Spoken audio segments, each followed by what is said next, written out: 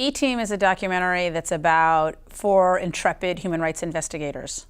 And we followed them as they did their work in the field, where they're trying to document and investigate and expose human rights abuses. And then we also followed them at home with their families in between their field missions. Ross and I chose to make this film about these 4 really interesting individuals, interesting and amazing individuals. And their names are Anna, Ulla, Peter, and Fred.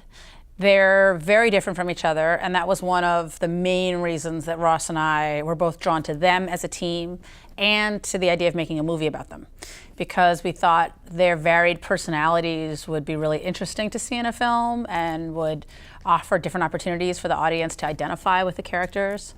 So for example, Anna, or Anya as she's called, is Russian, very opinionated, very tough.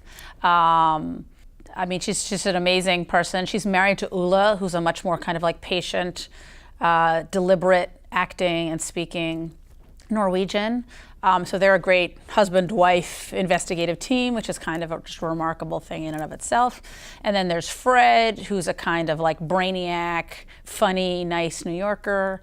And then there's Peter Bukart, who's a Belgian by birth, but has lived all over the world. And he's kind of tough and a little bit cranky and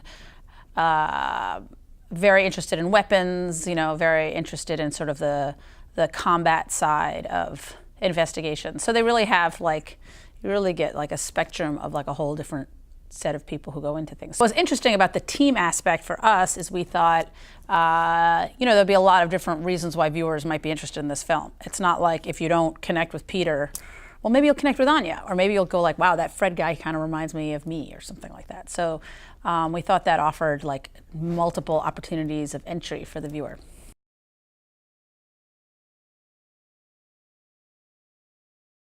The way Ross and I like to make movies is to have as much kind of intimate access as possible.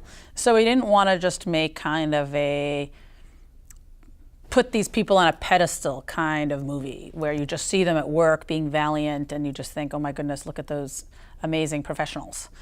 We really wanted you to see them as people who on some level reminded you of people you know, or people like yourself maybe even. And so the way to do that in our view is to go behind the scenes and just really get to know them as people, which means filming them at home and filming them when they're not on the job, and filming them in the case of Anya when she's putting on her makeup or trying to figure out how to wear her burqa when she goes undercover in Syria. And it means filming Fred when he's in the park in Berlin with his son, and getting to see them in that kind of setting, so you get a sense of that. You get a sense of them as people outside of their jobs, and then I think that allows you to sort of believe in their work and understand their work more fully once you see them outside of work. And that's just a kind of philosophy of character building that Ross and I share. Not everybody would make that same decision, but that was our feeling. And in addition, for us as filmmakers, when you spend that kind of intimate time with the subject, you do get a different kind of feeling in the film itself, because you know, initially when we went to Paris and filmed with Anya and Ulla, they were a little bit stiff with us because of course there's a camera in their house, interacting with them while they're cooking dinner, and it's a little awkward. That's not a normal thing for people. But after doing that for months and months and years, eventually it's just like, oh yeah, there's Ross here with his camera again, and they just kind of go about their business.